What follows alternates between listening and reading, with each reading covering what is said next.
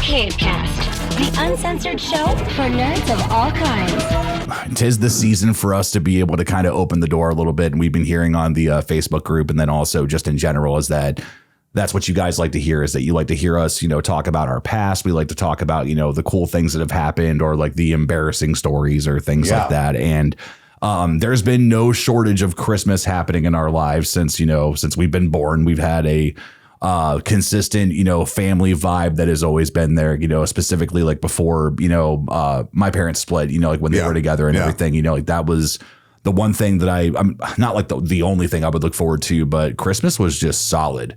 Like there was always a process to it. There was always a sense of wonder, and dare I be cliche, but it was, the Christmas spirit was at least, attempting to do something, or was present. So now for you, just to kind of give people context, imagine that they don't know you at all. I fucking hate Christmas. Yeah. So give us your reasonings as to why you have your disdain for the holiday. What are the things that you don't like about it? All of it. No. So I really do hate Christmas, but it's more so the day, and there's some reasoning behind the fact of it was always just so stressful.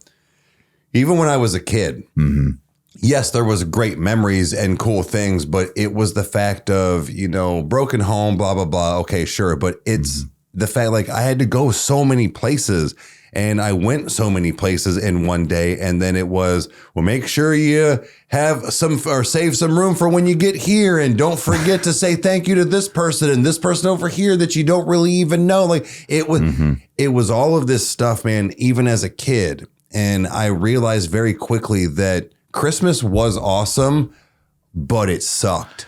Yeah, there was a lot of moving pieces. There was. Yeah. And then it was fucking cold. And we live in Ohio, and it's fucking awful. And then it's just on top of all that. And then, then it's like slushy out, or it's fucking freezing, or it might be 68 degrees, and then everybody's sick. Like, it just. Or it's muddy. Yeah, right. Yeah.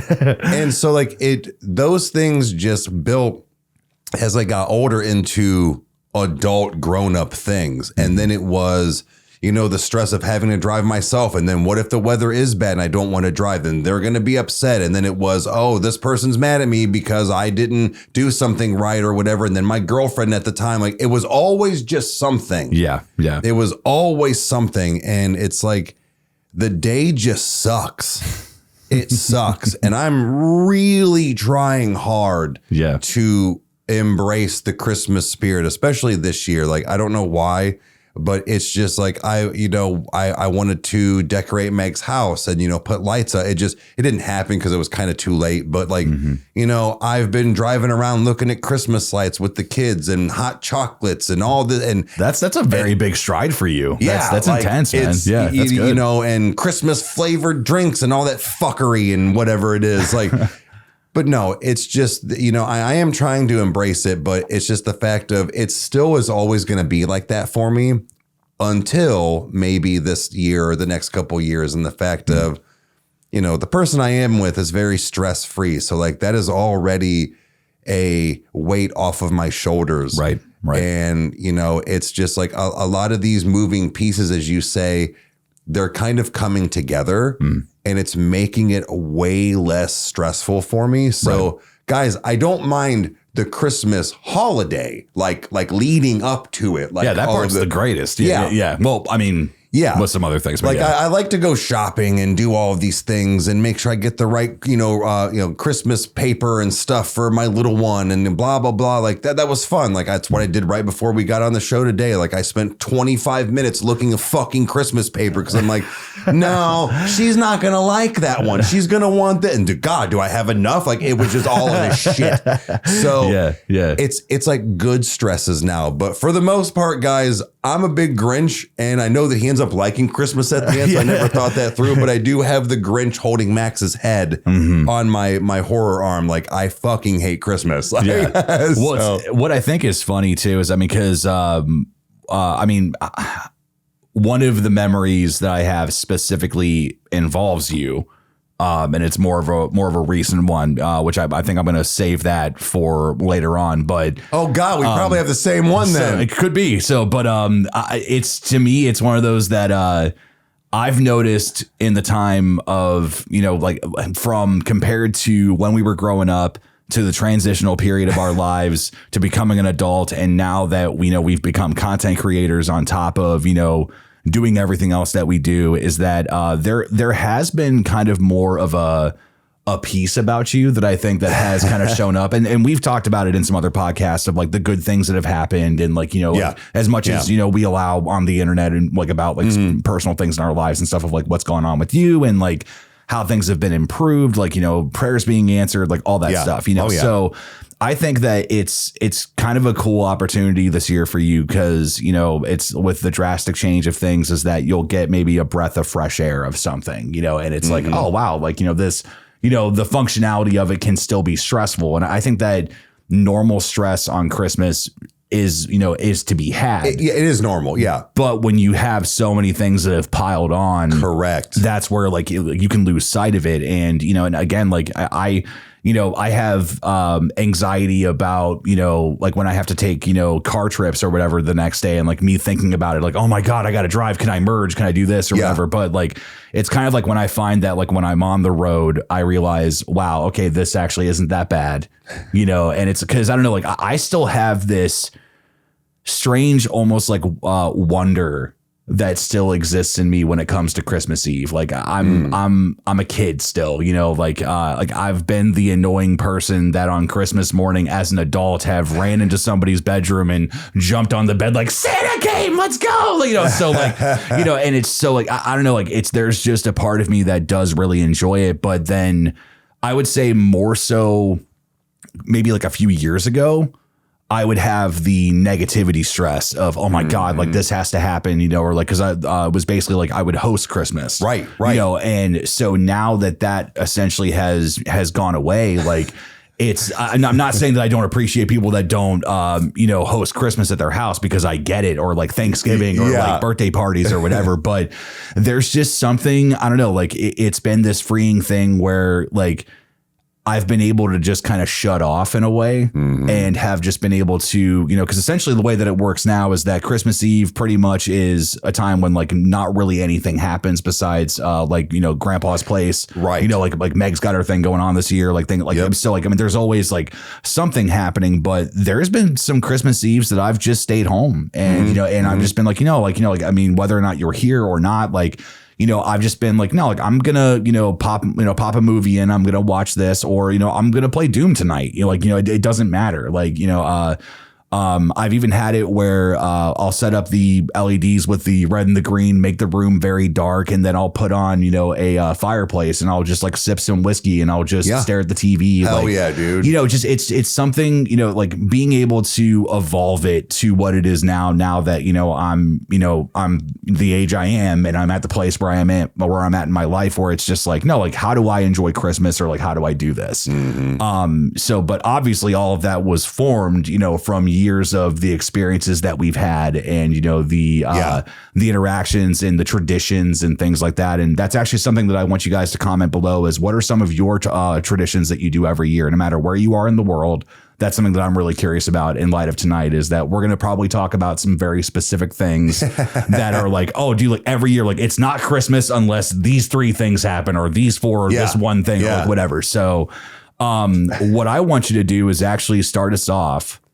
And okay. I want to dive full force into this and kind of just like talk about our Christmas memories. So what is your like, maybe I'm assuming maybe like in no particular order, like is this go in a way where they get better as they go, or is it just 3 thoughts? It's actually just in no particular order. Okay. Now, again, guys, this goes into this factor of I don't not just have a bunch of, good Christmas memories, but I didn't really have a lot to think of as far as, because I don't really like Christmas like that.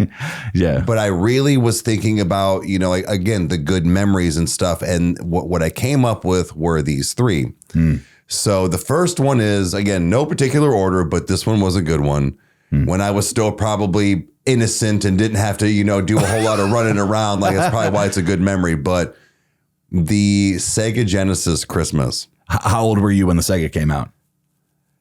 6. Really? I think so. Wow, okay. Yeah, I would say if you look it up, I'll be able to tell you. I don't want to do it on camera. Yeah, but, right. but I want to say I was around that. And I remember I woke up. It was actually this house right over here. Okay, yeah. And like we could actually see the house damn near from where we're at, guys. If we were an ogre, you could spit on it. Yeah. Right, yeah. So I remember I woke up and there was this line, like this yarn. Oh. And it was tied from like I think the doorknob or something like that. But it went like down the hall, like down that like almost kind of catwalk that we had. And then it went down to the downstairs, like all around the railing, both little flights of steps. And it went down on the ground. And then it went into that like other little, I guess, family room with that like little fireplace. And then your dad had his like kind of office space, and then their master bedroom was in there off to the right as well. Right. But there was like a little like area, if I remember correctly, there was like where there was like a TV set up. And I remember when I finally was allowed to follow, because they wanted me to open the other stuff first, obviously.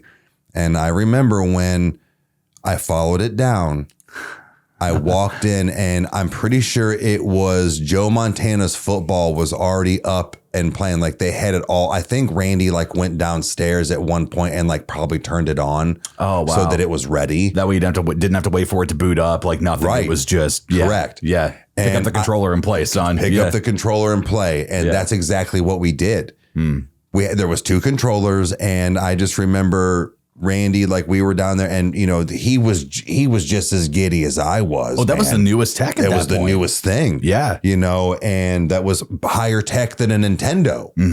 So it was, I knew what I had. Like I knew that this was expensive. I knew that this was a big gift. I knew, and I got more than just that. And I couldn't tell you whatever the fuck else I got that year. But you remember that Sega I remember Genesis. the Sega Genesis. Yeah. And I remember how I got it. And it was just the fact of, I remember that I saw the yarn, but I wasn't really like concerned with it at first. And that's when Mom afterwards was like, well, let's see what this is. And I just remember freaking out because it was amazing, man. Like I had never experienced like a Christmas like that. It was like one of those, like I got what I wanted, you know, kind of thing. And I'd gotten other things prior, like the Ghostbusters firehouse that the slime went through and stuff. But I'm just saying, like, I knew what that Sega was and how big that was, and I fucking got it. Not only did I have Madden, not only did I have Joe Montana football, but I had the Jordan versus Bird and Sonic the Hedgehog. So I was like, I didn't just have one game. No, like I was set for a minute. Yeah, it was awesome. You had variety, and dude, I think that my first question for you would be is, okay, so take me back into that moment, you know, young Eric, you see this thing. Did you spend the rest of the day on it? 100%. Really? So which one did you mainly play? All of them. But okay. But see, here was the shit kicker. I'm pretty sure, even though I talked about like, oh, it's probably why I didn't mind about my innocence, but no, I'm pretty sure I did have to stop because I had 14 places to fucking go. Sure. But that was all I did. That was all I did from the moment we had, before I had to leave. And then when I got back for as long as I was allowed. And then it did get moved into, I think it stayed downstairs for like a week or something like that. But then I ended up taking it into my bedroom because I had that little TV and stuff. So I kind of moved it around, but that was all I did, man. And then I remember just trying to fucking master Street Fighter 2. Just beating M. Bison, dude. Oh, I pray to just God, let me just beat this guy and I'll never swear again. Like, you know, like, making deals with God. Yeah, right. Yeah, that was where I learned it, man. That's where I learned it. Making deals. Man. But yeah, that was all I did, man. Like that Sega was everything to me. Like I could have gotten nothing else for that whole Christmas and I would have been fine. Right. It was everything and all I wanted. I was the coolest kid. You know, like everybody wanted the Sega, but like only 5 of us got it. You know what I mean? Right. It was one of those things. Yeah, let's go to Eric's place so that we can play Aladdin or we can play this or something like. That's exactly what it was. Well, because it's weird because I think you and I have talked about this off camera, but there's something really. I don't even know the right word to say. Like nostalgia is what comes to my mind, or like nostalgic. But there was something about the crudeness of, you know, these older games with like them working with the limitations of the technology that they had. And like, you know, some guy working at a factory and all he wants to do is come home on Friday and get to his Nintendo and or get to his Atari or get like, you know, or whatever, like, or a Sega Genesis or something like that. Like, because that the Sega was kind of like the moment that I realized that pop culture could be within a video game. Now, not to say that Nintendo didn't have like the Karate Kid or didn't have like, you know, Ninja Turtles or something like that. But like, I remember it was actually on the house on Sheldon that I remember being in my bedroom and for whatever reason, the Sega was in there because I think it was after you got the PlayStation. Probably. And I remember we had Batman Forever. Yeah. And it was just like and there was that. And if anybody has played this and knows who this character was, because I don't know how to even look him up, but there was the one like sprite character where he'd be like, forget about it. And I remember like thinking like, oh my God, like how do I get to this? Or like, cause it would like show you like gameplay while you were sitting on the main menu and like different things. Oh, so, I forgot about that game. Yeah, it was solid. Like now I think the version we had was either corrupted or something. Cause I found the only way that I could pause the game, and I don't know how I found it out, was that I had to push down all the buttons at the same time, including start and like select. I wonder if just the controller was going out. It could have been. I mean, I just looked it up. So I was right. I was 6. It came out. So my birthday's in August, but the Sega came out August 14th of 1989. No shit. So I was that Christmas. So yeah, I would have been 6 years old. Wow. So yeah, you weren't even born yet. No, it's gonna be. It was 92. No wonder I got all the shit I wanted. Yeah, there was nothing to disperse amongst all the children. Right. But So that was probably one of the first like memories as well too, as far as like a big Christmas at that. So yeah, I was about like 6 years old. So yeah, man. No, I think that, dude, like especially because I mean the joy that I had, you know, and this isn't one of my memories, but because it wasn't Christmas, it was more near my birthday, if I remember correctly, was when the PS5 happened. Because that was the like, because I remember. I bought it for you for Christmas, but it showed up around. It was after it came like mid-January. Okay. Because so I had to get it off of StockX. Yeah, which that was a small window into things, guys. I have never seen Eric as stressed as he was in that moment on the phone. I didn't even know what was happening. I had to call my bank at 12:30 at night and put the fucking payment through. So and because I know that for me, like gaming consoles and, you know, just gaming in general, that's just one of my favorite things that I just enjoy doing. And, you know, to receive something to that caliber, like I'm trying to put myself in your shoes and, you know, understand that it's like, no, like that's like getting a PS5 and, you know, being able to, oh my God, like it's, you know, it's side scroller, but they're 3D and like it's that, you know, it's no longer a dot that's on a screen or, you know, and that's the one thing that I really appreciate about like what Dad did was that like he just 100% loved technology. We got the newest game system every year it came out. Yeah. It's from that or like the N64 or like when we would play you know, on the computers that we had, like, you know, from Carmageddon to Doom, Doom, Duke Nukem, you know, Full Throttle, like Quake. Oh my God, fucking Quake, dude. It's just like, and especially now playing it on the PS5, it's really interesting to be like, oh my God, like this is ported to something new and it still holds up. Like it's, you know, with all those old games, it's just incredible. But no, like that's like got to be like the biggest just like, I don't know, like you're full of wonder and like, oh my God, like Santa came, you know, and what happened. And I will say this is that the execution is of how that was done to reveal that to you. That's something that actually is very much a part of one of the things I've chosen tonight. Okay. So what's yours? So what I'm going to start with is something that is just, it's hitting the mic here. Punch it. Mic night. No, it's really simple, man. It was we were in one of the old houses, and I think I was old enough to have thoughts, but I don't know like if I was old enough to like have coherent things. I was kind of just like on autopilot and hadn't woken up yet, you know, that kind of a thing. Okay. And this is one of the things that I really enjoyed about just like the way that the tree would change. Oh, because it was just because again, like for me, it was just all right. We'll go to bed. Santa's coming, and when you wake up, like there will be presents under the tree, and it's like so. Like in my mind, that's what I was, like oh my gosh, like like everybody's gonna get a present, like this is crazy. So I don't know if it was like my first coherent Christmas or like whatever, but I remember going to bed, and I want to say. It wasn't you. It was either mom or dad that came in and woke me up. It was probably dad. And like, he kind of gave me a little pat and he was like, hey buddy, he's like, come on. He's like, it's Christmas. He's like, Santa came, let's go. And I jumped out of bed, got down the steps and I looked at the tree and yes, there were, a decent amount of gifts that were underneath the tree for everybody. But the one thing that really just blew my mind that Santa did for me that year was seeing that candy canes were hung on all the limbs. Oh yeah.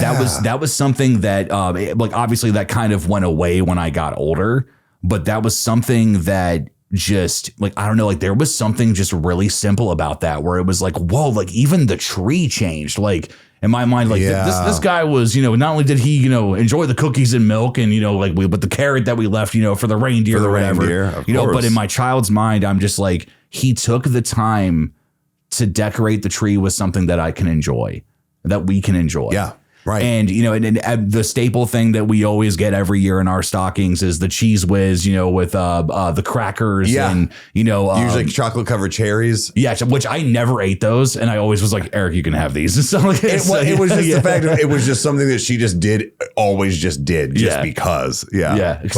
I don't know. Like it's something that's very simple. I don't really have a lot to say about it, but it was just, dude, like it was this environmental change that happened because in the things that I look forward to now on Christmas morning is that because we obviously like I wake up in my own house and then go to like travel to mom's right, and it's that smell of the Christmas casserole that's being cooked. Mom makes this mean Christmas casserole every single year with cinnamon buns. That's always her staple thing. And just walking down the steps, that she got up however early to put that in the oven to make sure it was set to go. And it was just like 25 minutes. Like she pre-makes it the night before, but like it was really intense. And for some reason, like I remember like it was one of the thoughts I had in that moment, like just, or how I felt was,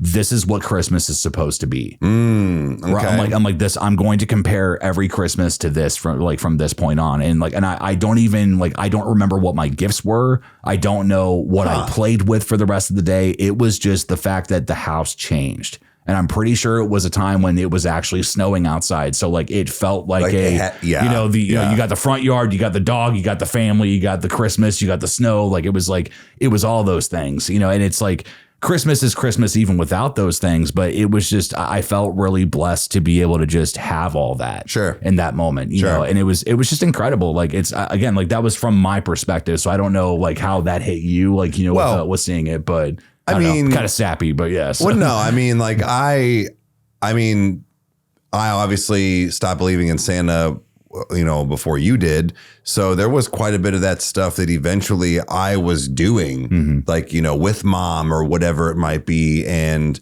I do remember that one. I want to say that was either the one right after or the one before, like I got do you remember my giant orange mountain bike, that neon orange one? I vaguely remember that. Yeah. It was under one of those years underneath one of those, that tree, that house. So I remember that, but I do remember mom doing all that stuff. And then I remember for a couple years, I helped her put the candy canes on. That's what I'm saying. Like I remember doing some of that. Sure. It didn't hit me the same, even, I guess. No, I shouldn't say that, because when I was believing in Santa, it definitely had the similar effect. I don't know that mom did that with me or all the time. Like maybe that was something that she kind of thought up over the years and stuff. But Sure. I don't remember that happening all of my life, but again, I could just be blocking that out. But Right. at the same time, it was still cool because as much as as jaded as I am on Christmas, like it was still cool to like, you were excited about things. I knew the secret Yeah. and I kept the secret. Yeah. But I wanted to be the one to tell you about the secret. Like, he's not fucking real, nerd. But no. yeah. So as far as it like hitting me the same, it didn't. It didn't, but it did in different ways in the fact of either seeing you have it happen or like helping with it. So Sure. it kind of had that like grown up like feel to it. Yeah. Yeah. That's what's funny was actually I remember the day that I confronted the Santa issue with Mom. And it was like, I think I was like 9 years old or something. And it was in the middle of summer and we're driving down a country road and I'm just sitting there, we're listening to music. And I looked at her and I'm like, Mom, can I ask you a question? And Mom, she's like, honey, you can ask me anything that you want. It's like, it's like, I'll like, what do you want to talk about? And I'm like, is Santa real? And she just looked at me and she's like, what? I'm like, why is it taking you so long to answer? So that was when I was told everything. And I was like, a part of me was like, I knew it. Then the other part of me was like, shit. Yeah. Because dude, I don't know what it is. Like I still have this childlike demeanor when it comes to Christmas where it's like, it was more so like when I would smoke cigarettes, but like, especially if I'm outside, underneath the stars, like, there's a part of me that's just kind of looking up. That's just kind of like, it would be kind of cool if I did see something. Sure. Even if it is a shooting star where you're like, whoa, but that was actually one of my favorite things when I was a smoker as well was, again, that lead up or that feel or whatever, as far as like winter is concerned, when I would be like out in the garage or something. And there was couple places that I lived at, over the years where there was like, it was like perfect. There was this like street light that would be, and so like if it was snowing, even decent, it looked really cool and pretty. Oh, dude, snow and light at night is the coolest thing. I would just chain smoke cigarettes and just watch and like have headphones on and listen to music, watch reactors, whatever have you. And it just, I could see it like out of the corner of my eyes and stuff, even if I wasn't always paying attention to it. Yeah. And it just gave me this like good feeling. Again, even though I don't like Christmas, it still had that like feel for me. And it's probably what most normal people feel like on Christmas Day. Right. Yeah. I just have it like kind of sprinkled throughout the, the season. But so yes, I do enjoy the fact of when I would smoke, I do miss that part of it, but I don't miss smoking. Yeah, no, it's one of those where it's like nobody, I think the way that Corey Taylor said it was that nobody should be proud of you for getting rid of something that just makes your body suck. Right. So, but yeah, no, trust me, I still have a pack of cigarettes that's sitting in the house just in case, so you never know when you might need them. So, but take my shoes off. I'm still wearing them like a fucking psychopath. Let's say they can't see your shoes. So, but no, they can now. I don't know. Like that was something that, like getting to the whole, like, the candy cane stand, like that was just something that was, like it even, for stuff that I would do, whether or not it was for a significant other or if it was, like surprising people or doing stuff like that. Like I do enjoy that a lot, and it's like, cause I when I'm able to give, I love doing it, cause it's like, that's something that, is a lot of fun. And, cause now my perspective on Christmas really is that like, I just really like to, just be with everybody. Like, let's get full on some food and let's hang out and let's watch, whether it's a Christmas Story or if it's a Wonderful Life or like anything else like that, where it's like, no, just have something on. It's setting the mood. We've got, like let's just hang around and just, just do nothing, and and that's, I love that part of it, And the thing is like, even with my second one, it kind of falls into that category of when I remember the hanging out and it's because of one of the things I got for Christmas, but it was also, I think I remember this one the most. Oh, okay. Well, I guess one of the, couple, but at grandma's house. Oh, dude, Grandma Dora's house was the best. So I remember this one year I got I want to say it was from grandma, but I got these, I don't even know how to explain it. They were like, they weren't neon, but like this silky satin. So red, white, and blue. They were American flag boxers. I remember those. Yeah. And No, I never saw you wear them. I just remember the picture. Let's be clear. So, yeah. But the picture. But dude, I immediately went and put them on because that's when sagging was like the big thing to do. Mm-hmm. And, so they started getting like, good with like the boxers as far as like patterns and stuff. And so like, so people would see them. Yeah. And I remember I went and put them on. I'm pretty sure I had my Jenko jeans and like, had them bitches on. But what I remember is the fact that Christmas at grandma's switched around certain times as far as like where it was held in the house. Yeah. Grandma's house was fucking ginormous. And it was like the goddamn Jacobs Field Stadium. Like it looks like it's this big on the outside and you walk in and it just goes. Yeah. So it was upstairs in the one other family room. Like was that the one with the fireplace? Yeah. Okay. When you would walk in, it was like complete, like to the right way with them big fucking like French door opening things or whatever it was. Yeah. And mind you guys, this was not a room that had a TV in it. It was two couches. It was like whatever like decorations she had. Her grand piano and then all of her like china set things, the fucking corner big old bitch things. Like, I don't know what they're fucking called. Yeah. They're huge, dude. They were like 7 of me when I was a grown man. I think that's what I would call the museum room. You're not allowed to touch anything. Oh, I went there all the time and fucked off. But anyway, I remember it was that year and it was, obviously, your dad, mom, everything. But it was Aunt Heidi.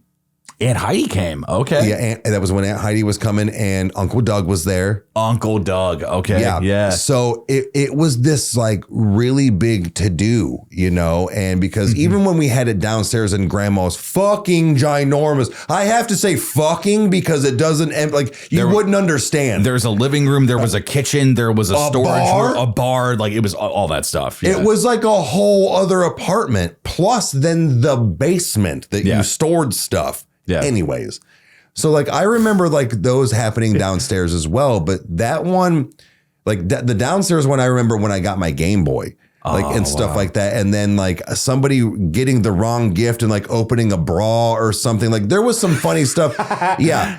But the upstairs one, when I got those boxers, there was just something about that year that I remember, just like kind of at one point sitting around, if like the fireplace was directly behind me and I was like facing everybody, like, and I remember at one point just going, wow, there's a lot of people here. Mm-hmm. And it was kind of direct family in an odd way. And I was like, there's a lot of us here. Mm. And everybody was just doing their thing, laughing, taking photos on non-digital cameras. Yeah. But, and the big old fucking VHS tape, like that was the shit. And I remember that so well. And like I said, the smells, the environment, all of the food that grandma would either probably have catered or fix herself. Yeah. She was a machine. Yeah. There had to have been hundreds of dollars of food in the 80s at her house. Like that's a lot of food now. Yeah. But it was just, she went all big and out for stuff like this for us kids, grandkids, all of that stuff. And that's probably the most memories I have as far as Christmas as good times is at grandma's. Yeah. And I actually passed the house today. I got a picture of it when me and Chandler, before I was taking her home. We went light looking and we went down Red Rock and I saw it and I finally got a better picture and I just looked at it and I'm like, dude, I remember all the Christmases here. Like, this was the happening spot. That's like that was where you went. Like Santa always crash landed there. Yep. First of all. Yeah.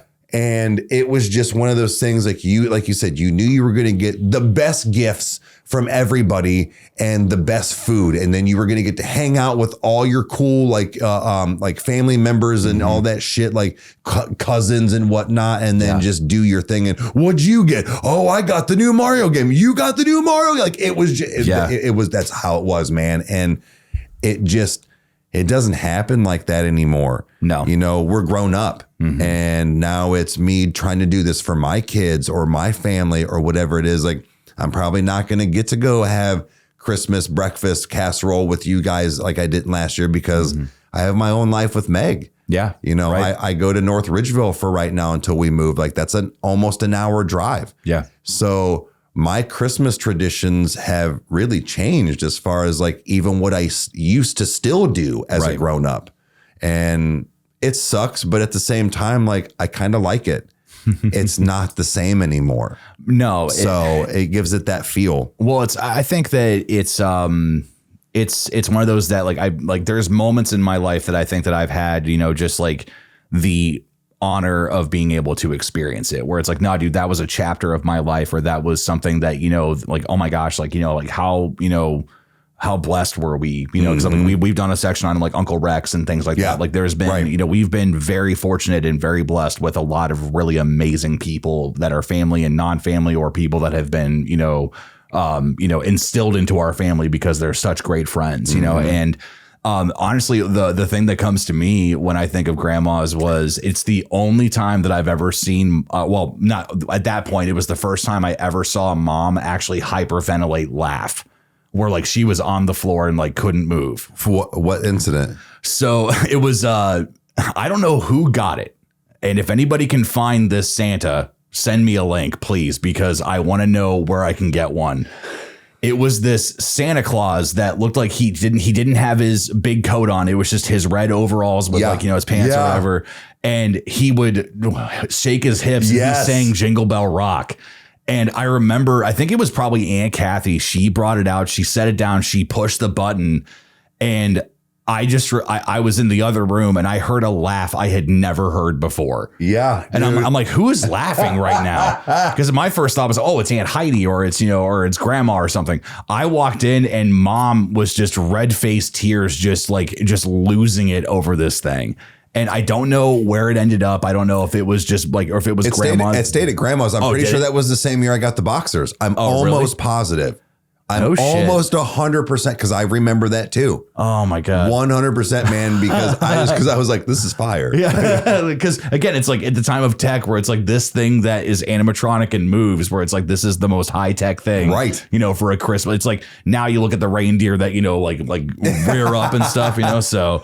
But no, man, it's Grandma Dora's house. Like that's just one of those that I wish that everybody in the world could have experienced that type of Christmas. And, you know, because even if it's like not even for a longevity thing, even if they got, you know, one or two, you know, and because that's the other thing too, is that, you know, I'm looking at through all of this with a lens of, nah, dude, we were, you know, it's like we were given really the best hand that we possibly could have. Like our lives had true problems and we were not, you know, we were definitely not Leave It to Beaver by any means, but in the same hand is that it's like, no, like, it's just, man, like Grandma Dora's house was just like, it was literally, it was off the chain. Like it was every single year was just, we never knew what was going to happen. Yeah. We never knew who was going to show up. Like, you know, sometimes Aunt Annie would show up. Oh, like, like, you know, just it was with her nightie that said older than dirt. Yeah, right. Yeah, yeah. And that was the other thing too, is that it's like people did dress up, but for the most part, it was, dude, like we were comfortable. You didn't give a fuck. Yeah, like that was the whole point. I'm buying that house, by the way, one day. Like I don't give a shit. I will save every YouTube penny that I've ever made, and I don't care. Like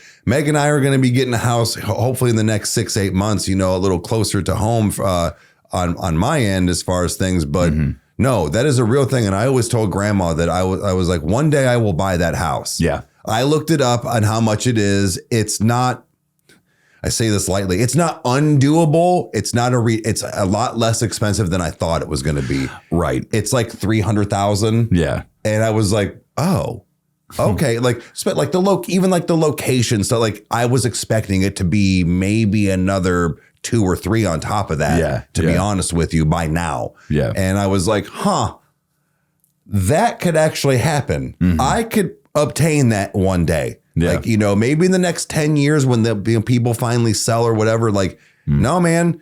I mean, that's been a dream of mine. I told Meg about it and she was like, well, let's look at it. Yeah. And it was just the fact of it's just not for sale or we would probably buy it. Yeah. Well, I can tell you right now is that I don't know if I think you said that mom still has them, but grandma actually does have the blueprints. Yes. So because that's actually something I thought about for a while was actually like, because when I was because she built that house, like she designed it. Yeah, because there was a time period where I was like, if there's ever a time I was working with capital or like, because I've talked about doing like the container home thing where it's like, same. Like, it's like cool, like maybe I can design something that's very similar but make it more modern and more right. Because I've seen some of the pictures of it now and it's like it doesn't look anything like how it used to.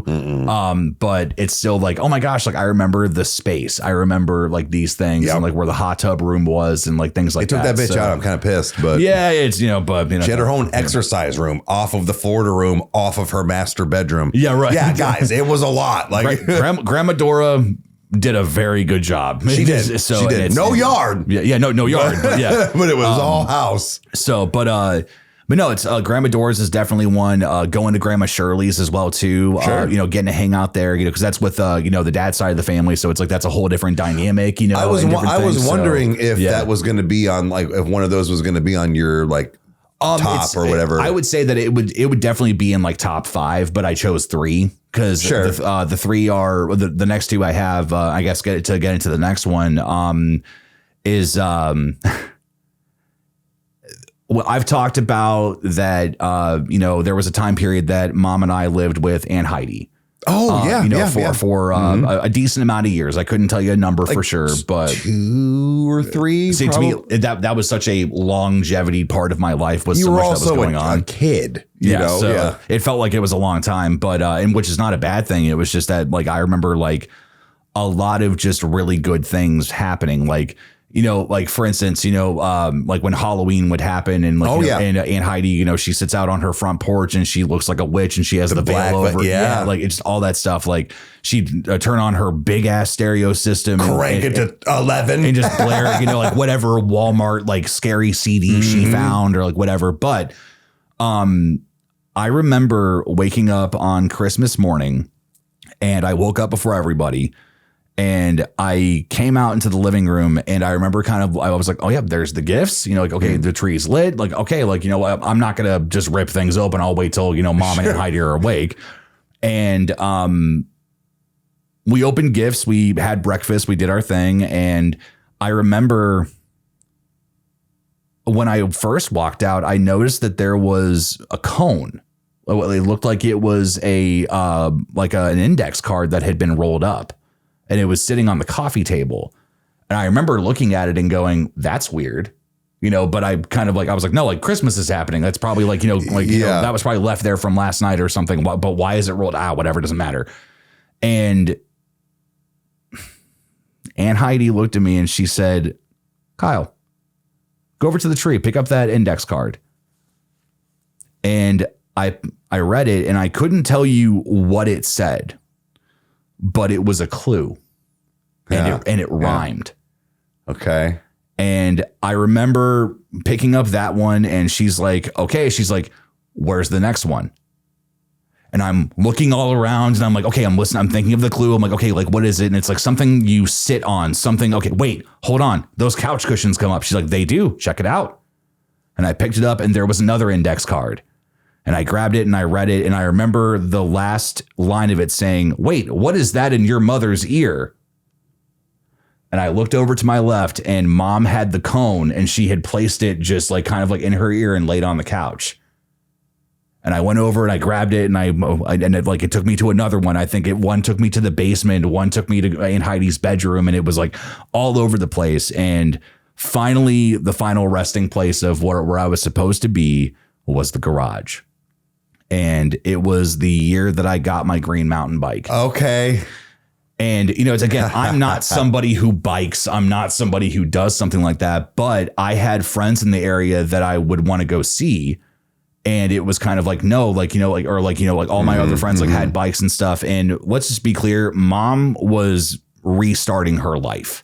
Yeah. And she worked at Taco Bell. Yeah. And she just was trying her best to. Yeah. She was the manager. Just handle everything that was that, that either like, that was happening or that was thrown at her or like, like the situations that surrounded her, all that stuff. And like, I remember years later, mom telling me that she's like, I felt like I was just failing every single day because like, everything is so different and, and it's like, because of that was after her and dad had split. And like, I mean, there's reasons why I moved in, and everything, but it just, man, like it was this insane thing where I think it was soon after I looked at mom and I'm like, Mom, how did you do this? And well, Aunt Heidi probably helped. And she even said, she's like, no, Aunt Heidi got it for you.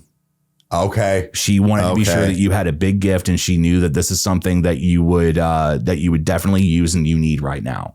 And dude, there was just like it. I'm just going to say it right now, man, like Aunt Heidi and mom, they're really the best team that I could have lived with and I could have been around. And like, sure. Just because it's like, dude, like they understood what it meant. And Aunt Heidi, where she's like, nope, we're doing this. This is how it's happening. And like, and I don't know, like it was something that really allowed me to be a kid in a time when I did not have that wiggle room whatsoever. Because that's, those were very dark years of my life of the things that happened and everything where it was like, coming off of, my parents are divorced. I don't know why these things are happening, an influence being in my life that was very negative, that, was a part of that situation. And, the people that I was surrounded by, that were also quite negative, which were some of my friends at that point that, it's like I was, made fun of a lot. Like there was no breathing room whatsoever, but it was just like this moment where I remembered, wow, this really can be okay. Like, the situation is, let's face it, it's fucked what's happening right now. But in the same hand is that mom is doing the best that she possibly can. Yeah. Aunt Heidi welcomed her at first and then welcomed me into her home and basically raised me like I was her own, and she still does to this day. Like, it's like, that job for her has never stopped. Just don't burn her house down. Yeah. That's the one rule. One rule Aunt Heidi always said was, I don't care what you watch. I don't care what you do. Just don't burn my house down. Don't burn the house down. I want to come home and find no smoke, so, but I don't know, man, like that was really incredible. And, the Christmas spirit, I guess you could say, like, wasn't even lost in my life in that moment either. And I owe everything to those two girls. Like, it's just everything. Like, it's just, I could not have been handed a worse hand with what was happening around me, but I also could not have been handed a better hand to deal with it. You know? And so that was really, really special, man. It was really cool. It does suck when, mom talking about the whole fact of, feeling like she was failing, this year's Christmas for me, like, it's almost kind of the same. And it's just because of what I had to do, to, well, I guess I'd lightly say, pay the rest of my lawyer fees and things like that. And then having to kind of double down on some, paying back things that I took it from and whatnot. So I've had to live kind of frugal the last, 2-ish months. And I was really worried about Christmas and was, with my son finally being back in my life, that's been amazing. I wanted to make sure I could do something for him. I know he's a grown ass man. Now he's 18, but, I still want to be able to do something for him. And then there's Chandler, and the fact of I know she's young and it's not all about gifts, but I still want her to have those magical memories like me and you had. Yeah. It's like, what am I supposed to do? And then certain things happen and God kind of answered some prayers and I was freed up X amount of money and I was like, oh, and it's just, but I get where mom was coming from. Like, it's not that I can't do it. It's just the fact of I'm trying to make other things happen as well in the long run. So I'm trying to play the long game while also playing the right now game. And it's just like everything is just always just seems to happen. It's like, there was things I wanted to do for, maybe even Meg or, even like the boys and stuff. And I had to, sit down and tell her like, look, I'm going to have to do this year. I'm really sorry. And she's completely understanding. Yeah. She understands that, you know, I'm taking care of the main things that do matter, which is my kids. And, you know, it's just the fact of having that stress, like always, like mom was having, but having that partner over here to go, it's okay. Yeah. Do what you need to do and we'll get through it. It's not going to be like this every year. And that's what I keep telling myself. Yeah. It's just this year. It was that one time that I had to make a big payment on something and then just kind of live a little less for a couple months. And I'm okay with it. I got my prize in a sense. Yeah. I got my little girl. So it's all worth it. Yeah. But hearing you say that, what, you know, about mom, it's like, no, I get it. I get it. I might not be in as a bad a situation as she was in and at that time, but it's understandable because you want your kids to be able to have those memories. And look what happened. Aunt Heidi made sure that that's how it was going to be. And that, like you said, between the both of them, you know, growing up with both of them like that for a couple of years, I was actually kind of jealous. I am a little jealous of that environment that you were in. I was there for a little bit, but I was grown. I lived with my girlfriend and her parents. Like I was, you know, finishing school and then trying to go to college. Like, you know, all these things like. Yeah. Life was moving for you at that point. Life was definitely moving very fast, actually. Yeah. I had a full-time job, you know, like all this shit. So it's like, but I would see that stuff and I'm like, man, Kyle, like, you know, like you're lucky because I knew how cool Aunt Heidi was. Yeah. I knew how cool she was. And this just proves it more. But yeah, so definitely understand why that was a good one for you and also understand mom's side, you know, of it too. And Aunt Heidi. Yeah. It's like that's really awesome. Well, I think that, again, those were very formative years in a lot of ways. Yeah. And, you know, because that's, I mean, as weird as it is, like that's where I fell in love with the Green Mile. That's where I fell in love with Galaxy Quest, you know, like these really awesome, you know, just movies that, you know, were, you know, something that they'd be on HBO. So, you know, it was, you know, they would repeat over and over again, or like you could catch things whenever you'd want to. And, you know, it's, I don't know, like there were times that Aunt Heidi would just like, she's like, I would walk into the living room. I would see the two of you, you know, sitting on the floor, like, you know, doing a puzzle or like doing these things. And she's like, I would just smile and kind of be like, everything's okay. Yeah. Yeah. It's, you know, it's like, it's going to be okay. Yeah. And it's so like, that's really the dynamic that I had in that house was that like, it was, normality in a way that I think that I genuinely needed because so much was changing that it was kind of like, look, you know, all the rest of this is really, you know, really chaotic. But when you're in this house behind these walls, everything is fine, you know, and it's so it was kind of like, OK, like, you know, like that made it better. And I mean, even Grandpa Fred and Grandma Shirley's place, you know, it's like that was another safe haven of mine. And there was plenty of, you know, really good, you know, amazing memories I have down there. Like, you know, like whether it was one of our cousins, you know, on a radio or on a walkie-talkie, and then some guy claiming to be Santa was on the other end, you know, like just weird shit like that, where I was like, oh my God, like this is happening right now, you know, like I'm witnessing this. This is incredible, you know. So, but nevertheless, it's just like that was one of those like mornings where I was just like I did not know what was happening. That's cool though. And it just, you know, that was kind of like my yarn, I guess you could say. Yeah, I was saying it was kind of the same thing. And and to be fair, my last one is when you said something about like, you know, things changing and like this is the way things are and whatnot. Mine is actually more so in the fact of being an adult. And I remember it was so this will make this second. No, I think this will make the second year, I believe. But that we do the whole Chinese food, dude, that's mine. So let's talk. Let's talk about it, dude. Let's talk about it. Yeah. It's just to prerequisite. What we do every year is that we get Chinese food.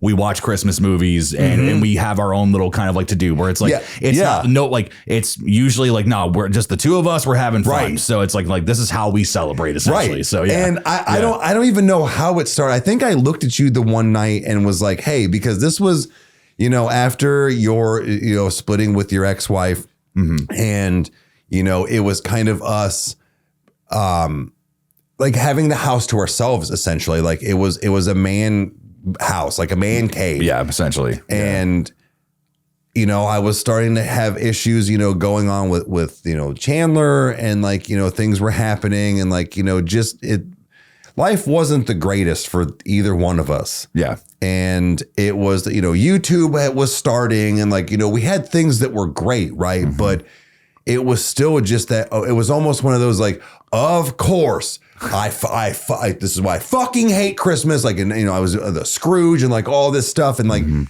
I just remember it was like a day or two before Christmas Eve. And I was like, you know what?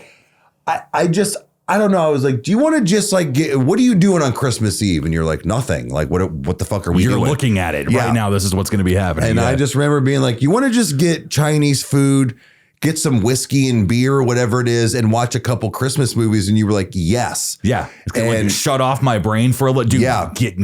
Sign me up. Right. Like, make it happen. Yeah. And I remember that was the first year that that we started watching that this is kind of our thing, almost like our new Christmas story, but the night before. Yeah. And guys, if you don't know what the night before is, I do have other memories that aren't the greatest with this, but as far as it was still a funny memory, but then I wanted to make a new one with Kyle and like have a good one. And it's basically kind of like a stoner party animal, chaotic, R-rated Christmas story with a shitload of heart. Yeah, like, right. And that was the one thing that I like that I was not prepared for, because now I think we've maybe talked about it on the old podcast, but like I'm not the biggest into comedy movies, because it's like I like comedy movies that have a very serious undertone. Like I think what I mentioned before was like Liar Liar, where it's like, you know, like the Jim Carrey ridiculousness is, you know, that it's like, you know, he's turning into rubber at certain points and doing funny things and like, you know, freaking out because he can't lie. And that's the only way that he can win this case. But at the core of it,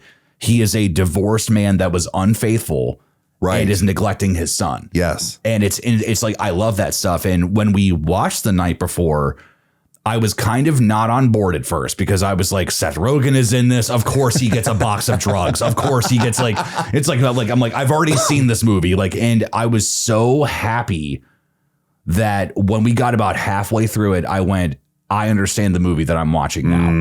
And there is I won't spoil it for anybody that's not seen it, but there is I might even get emotional talking about it, but there is a scene with these characters where we see the beginning of their tradition. Why it happens. And why, you know, certain characters are like, no, we have to do this. Like, no, dude, we're never going to see each other again. Like, you know, it's like, we're doing this one more time. And man, like it just... There's something about when the only thing that you can give is, I think the way I heard it put was the ministry of presence, where it's like when you give somebody, like where it's like, I think that in the movie that, you know, there's, instead of them going to a bar or something, it was like, you know, hey, like, you know, like I've got, you know, my flask, I got whiskey, you know, like let's just sit on the couch, you know, or like, hey, I found this joint or whatever. That, like, right. You know, that's all they had to give him. It was the bare minimum. Right. And it was, I don't know. I get emotional every time that I watch it, because I'm like, dude, I'm like, I see myself in that, you know, like maybe it's not these specific things, but like the situation, dude, it's, to me, I think that it's one of the best experiences I've had taking in a new Christmas movie, besides like Violent Night or like anything else. Like those are like, again, shut off your brain and have a great time. But The Night Before, like I severely underestimated that movie. And I was just, and I did not expect the gut punch, and I did not expect the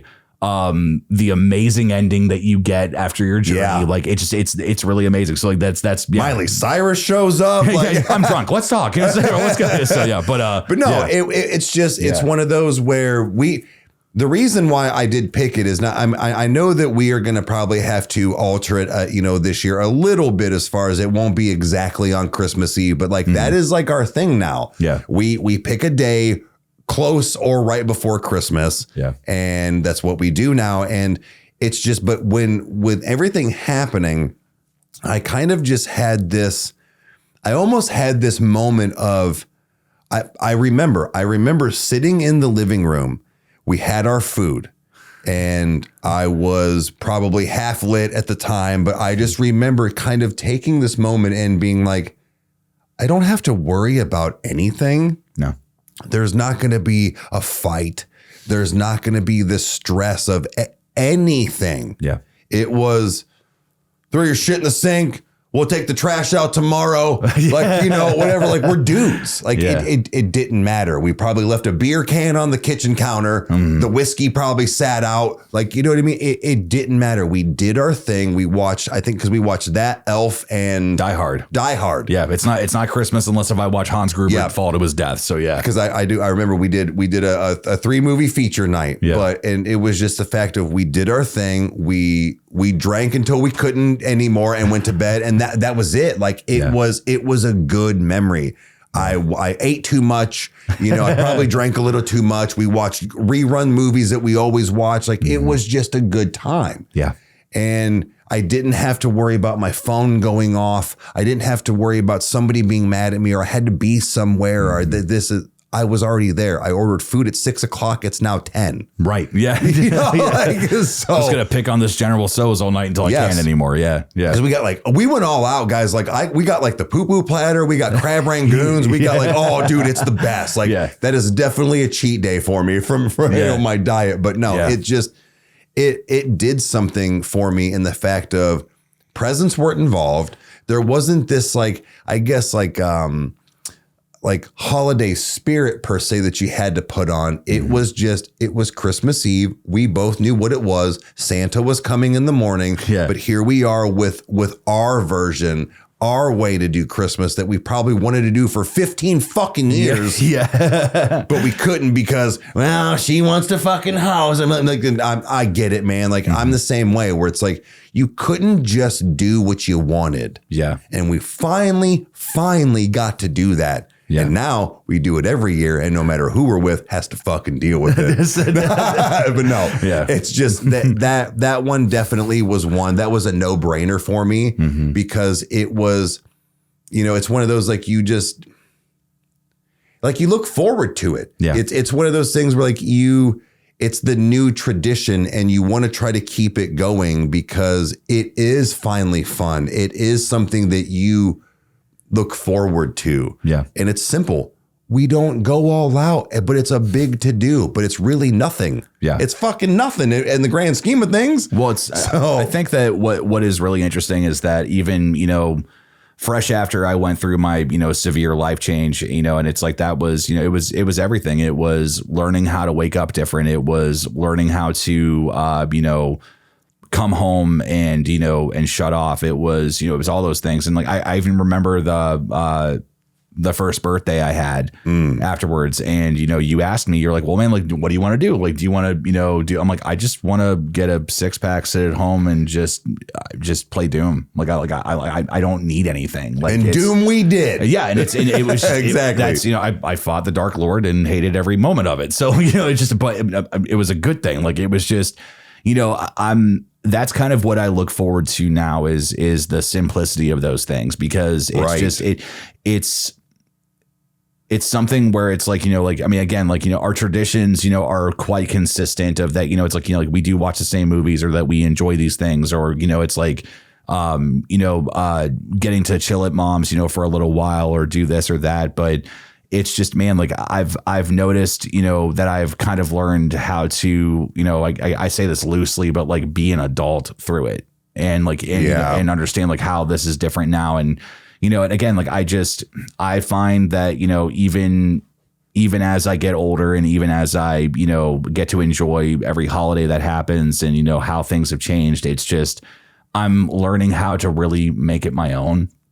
And to be able to enjoy things like, again, like, you know, there are no rules on what you have to do every year, you know, and that's really what I think is the freeing part about it, is that it's like, no, like, let's create some things that are ours. Let's let, you know, where it's like, no, like we built this naturally, like this came out organically the way that we wanted this to have happen. And that's just, it's something I look forward to every year. And I look forward to, you know, even, you know, the fact that it's like people around us that they put up their Christmas lights and, you know, and like, it's, you know, just being, you know, being exposed to those things and seeing that, like, it really does set a mood for me. And it's, you know, oh, for sure. You know, again, like I hate snow like everybody else, but in the same hand is that, you know, I do enjoy, you know, having that, you know, appearance outside and being able to, you know, stand in your living room at 3 a.m. when you get a glass of water and you look outside and like, it's just that, you know, amazing just snowfall that's happening where nothing has been disturbed. No plows have moved yet. It's just this Bob Ross painting that's out in my front yard. Yep. And it's all those things. Like it's just something that, you know, I try to hold very close to my heart, where it's like, man, like, you know, like no matter what's going on in my life, no matter, you know, like what troubles I have or don't or whatever, where it's like kind of being able to shut the world off and being able to experience it and enjoy it, you know, because I mean, it's at the end of the day, I know that we have tons of Christmas memories that we probably could jump into. Oh, for and sure. Like, again, like there's plenty of other things that, you know, would pop up. I'm sure we could cover again. I was going to say, we're going to go yeah. through another one and we'll have to talk about the pickle. Oh, yes. Yeah, I realized I about said something. I was like, no, we're going to get too deep into it. I know we're already probably well into an hour, so I didn't. But yeah. Next time, guys, probably next episode, we might throw something in there on the pickle because that was fire. Yeah. If you ever had a pickle in your tree, you know for a fact, like you know the bloodshed that will happen during that, you know, especially with all of us grandkids. After a while, when all of us were finally born, and like between me, you, Scott, and Steve, and then Devin and everything. Oh yeah, there was like 5 of us. Yeah, yes, fucking plowing through that shit. But nevertheless, I've been really happy that we've been able to just kind of reminisce and just kind of have this time to be able to be like, nah, man, like life throws things at you, but it's really not that bad. Yeah. You know, it's like things are, you know, cool in that aspect of just like, man, like, you know, like we get to enjoy this the way that we want to, you know, and, you know, it's, again, I still hold on to, you know, my childlike demeanor as much as possible. Even working retail, I still got out of that and love Christmas, you know, so, but you didn't work it long enough. Yeah, no, I didn't know. So I worked at Family Dollar and Big Lots, especially Big Lots. I should have hated it, but thankfully the people there kept me sane. So, you know, but shout out to Steve and everybody else that was there. So, but nevertheless, guys, we hope you guys have enjoyed this episode. We've rambled long enough on this topic. The next episode will definitely be Christmas themed. For things. I'm not sure exactly what it will be yet. We've been tossing around some ideas, but we're going to land on something that I think is going to be a lot of fun. I think you guys are going to dig it. But nevertheless, Eric, is there anything that you would like to say to them before we officially sign off here, closing off of Christmas memories? Well, Merry Christmas, you filthy animals. And a Happy New Year. We'll talk to you guys soon.